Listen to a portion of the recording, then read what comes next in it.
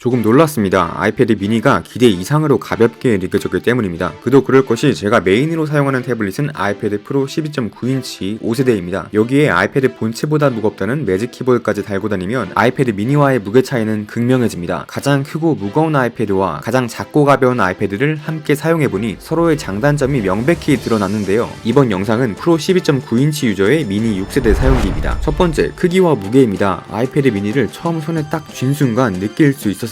이것이 휴대성이구나 하고요. 가벼운 무게는 아이패드 미니의 정체성이자 최고의 스펙입니다. 아이패드 프로가 디스플레이도 퍼포먼스도 더 뛰어나다는 것은 머리로 알고 있지만 손은 아이패드 미니에 먼저 가게 됩니다. 그 이유는 결국 휴대용 기기로서는 다소 부담스러운 프로의 무게와 크기 때문이었습니다. 아이패드 프로는 거의 책상 앞에 놓고 의자에 앉아서 사용하는 경우가 많았습니다. 꽤나 무겁다 보니 침대나 소파에서도 사용 빈도가 떨어지는 편이었습니다. 우리가 가장 많이 하는 카카오톡 확인, 각종 알림 확인, 간단한 웹서핑 등은 스마트폰으로 간단히 하고 말지 굳이 무거운 태블릿까지 꺼낼 필요가 없었던 것입니다. 그런데 아이패드 미니는 조금 달랐습니다. 눈앞에 미니가 보이면 부담 없이 집어들어 마치 스마트폰처럼 활용이 가능했습니다. 제 메인 스마트폰은 갤럭시 노트 20 울트라이고 여기에 삼성 정품 프로텍티브 커버를 쓰고 있습니다. 이러다 보니 케이스 안 낀 아이패드 미니와 무게를 비교하면 30g 정도밖에 차이가 나질 않습니다. 미니는 가로 모드에서도 세로 모드에서도 한 손으로 들고 있는 것이 크게 부담스럽지 않았습니다. 아이패드 에어와 크기, 무게가 유사한 프로 10.5인치 모델도 사용했었는데 이 크기와 무게는 한 손에 쥐고 사용하는 것은 부담스럽다 보니 간단한 것들은 웬만하면 스마트폰으로 하게 되더라고요. 미니의 작은 크기는 간단한 타이핑을 할 때 더욱 빛을 발합니다. 12.9인치는 엄두도 안 나고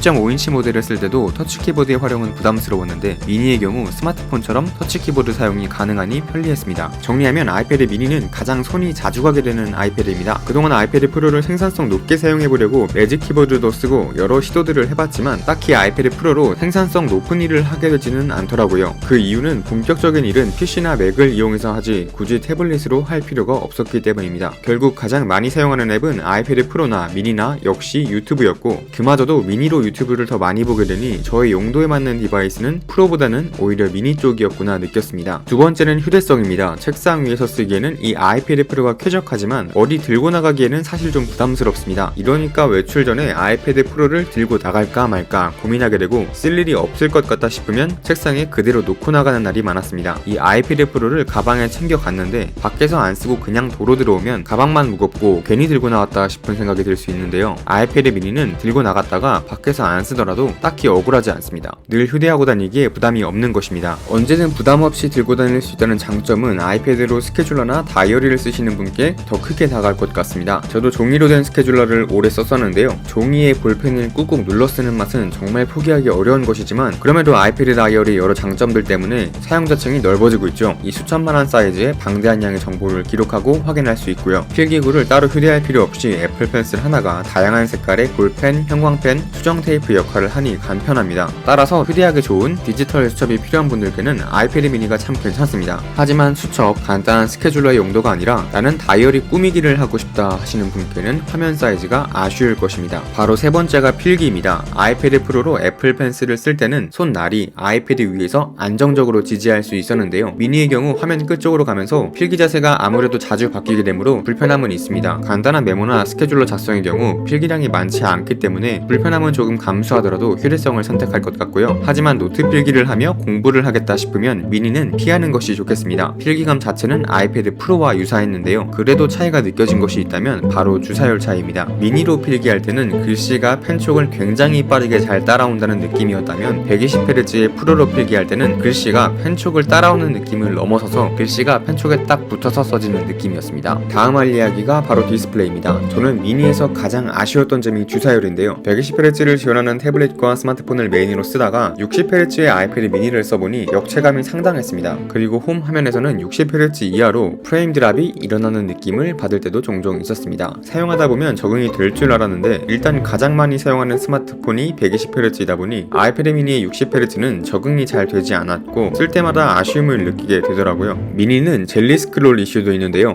아이패드를 세로로 들었을 때 좌측과 우측의 화면 응답 속도의 차이가 있어 스크롤할 때 화면이 꿀렁꿀렁하는 느낌을 준다는 것입니다. LCD의 특성이라고는 하지만 아이패드 미니 6세대에서 유난히 심하게 느껴진다는 것이 논란이었죠. 이게 빠르게 스크롤할 때보다 오히려 특정 속도에서 젤리 스크롤이 더 잘 느껴지는 것 같았습니다. 저는 개인적으로 젤리 스크롤이 분명 아쉽지만 크게 불편하다까지는 아니었는데요. 저는 스크롤할 때 빠르게 훅훅 넘기는 스타일이다 보니 젤리 스크롤 문제보다는 120Hz의 부재가 더 크게 느껴졌고요. 세로보다는 가로로 사용하는 경우가 많다 보니 젤리 스크롤을 느끼지 못했던 것도 있습니다. 화면 크기는 8.3인치, 화면비는 16대 10.5 비율인데 크기와 비율 모두 적당하다는 느낌을 받았습니다. 다만 태평양 베젤은 조금 아쉬웠습니다. 분명 더 줄일 수 있는데 안 줄인 것 같아요. 베젤을 줄여 전체적인 크기를 줄이든 화면 크기를 키우든 아이패드 미니의 경우에는 이에 따른 체감이 클 텐데 아쉽습니다. 넓은 베젤 덕분에 오터치가 안 난다고는 하지만 페이스 아이디가 들어간 것도 아닌데 더 줄여야 되지 않나 싶습니다. 그래도 이 베젤 때문에 아이패드 미니를 못 살 것까지는 아니다 라고 말씀드릴 수 있습니다. 한 가지 더 아쉬운 것은 폰트 사이즈입니다. 기본 폰트 사이즈가 좀 작은 느낌이 들고 시원시원한 맛이 없었습니다. 설정에서 폰트 사이즈를 키울 수는 있는데 이걸 키운다고 모든 글씨가 다 커지는 것은 아니기에 애매한 느낌이 들었습니다. 스마트폰보다는 크고 일반적인 태블릿보다는 작은 데서 오는 어려움인 것 같은데 웹서핑 시 데스크탑 웹사이트로 보면 글씨가 너무 작아지고 그렇다고 모바일 웹사이트로 보기에도 조금 애매한 아쉬움이 있었습니다. 다섯 번째는 성능인데요. 사실 성능이야 애플 최신 AP인 A15 칩이 탑재되어 부족함이 없을 것이라 생각했고 실제 게임 플레이를 해봐도 부족함이 없었습니다. 게임 플레이를 좀 해보니 이거 모바일 게임기로도 딱 적당한 크기구나 싶었습니다. 그런데 장비와 실력이 꼭 비례하지는 않더라고요. 스피커는 무난했습니다. 아이패드 미니 시리즈 최초로 듀얼 스피커가 탑재되어 가로 모드로 영상 보기가 더 좋아졌습니다. 다만 음질은 딱히 좋다는 느낌은 없었습니다. 아이패드 프로의 경우 스피커가 좋다는 게 바로 느껴지고 음악 감상 시에도 별도의 블루투스 스피커가 필요하지 않았는데요. 아이패드 미니는 스마트폰 스피커 수준인데 듀얼 스피커 때문인지 출력이 더 좋은 느낌이었습니다. 가볍게 유튜브 보는 미니 용도를 고려하면 나쁘지 않다고 느끼실 것 같습니다.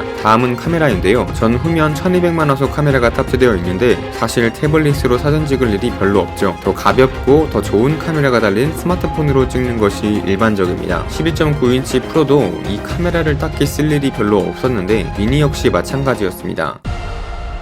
일곱 번째는 터치 아이디입니다. 전원 버튼에 터치 아이디가 들어갔는데 인식 속도는 매우 빨랐습니다. 초음파 방식의 온스크린 지문 인식에서는 느낄 수 없었던 쾌적함이었습니다. 아이패드 프로의 페이스 아이디의 경우 책상 위에 거치된 상태에서 쓸 때는 너무 편리했지만 침대나 바닥에서 엎드려서 사용할 때는 얼굴 각도가 안 맞아서 인식이 안 될 때가 많더라고요. 그런데 터치 아이디는 손가락을 가져가기만 하면 되니까 때로는 터치 아이디가 더 편리할 때도 있었습니다. 반면 예상치 못하게 불편하다고 느낀 점도 있었는데요. 터치 아이디 버튼의 위치가 짚는 방향에 따라 달라진다는 것입니다. 어떨 때는 버튼이 위에 있고 어떨 때는 아래에 있고 총 4가지의 경우의 수가 있습니다. 이런 점에서는 또 페이스 아이디가 더 편리하구나 느꼈습니다. 하지만 기기 자체가 가볍고 인식 속도와 인식률도 좋으니 왼손, 오른손, 엄지와 검지 총 4개를 모두 지문 등록해 놓으면 그때그때 돌려가며 사용할 만했습니다. 이외에 배터리 타임도 체감상 충분히 좋았고 USB-C 타입이 이제라도 들어간 건 참 다행이었습니다. 8인치대 태블릿을 찾고 계신다면 아이패드 미니 말고는 딱히 다른 대안이 없다는 말이 와닿습니다. 정가 64만 9천원이라는 가격은 분명 부담스러운데 마땅히 대안이 없다는 점에서 수긍할 수 있었습니다. 그런데 이 가격이 와이파이 64기가 기준이잖아요. 여기서 용량이든 셀룰러든 하나만 업그레이드해도 가성비가 완전히 망가져버립니다. 256기가로 올리면 19만원이 추가가 되고 셀룰러를 추가해도 19만원이 추가됩니다. 그래서 256기가 셀룰러 모델로 구입하면 102만 9천원입니다. 이렇게 100만원이 넘어가게 되면 차라리 아이패드 프로를 사겠다는 말이 나오게 됩니다. 아이패드를 외출할 때마다 항상 들고 다니며 활용하고 싶으신 분께는 강력 추천, 애플 펜슬로 간단하게 메모도 하고 스케줄러도 작성하고 싶다 하는 분께는 추천, 나는 아이패드로 노트 필기를 하면서 공부도 하고 다이어리도 꾸미고 그림도 그리고 영상 편집도 해보고 싶다 하는 분께는 강력 비추천하겠습니다. 그럼 저는 또 다른 영상으로 찾아오겠습니다. 감사합니다.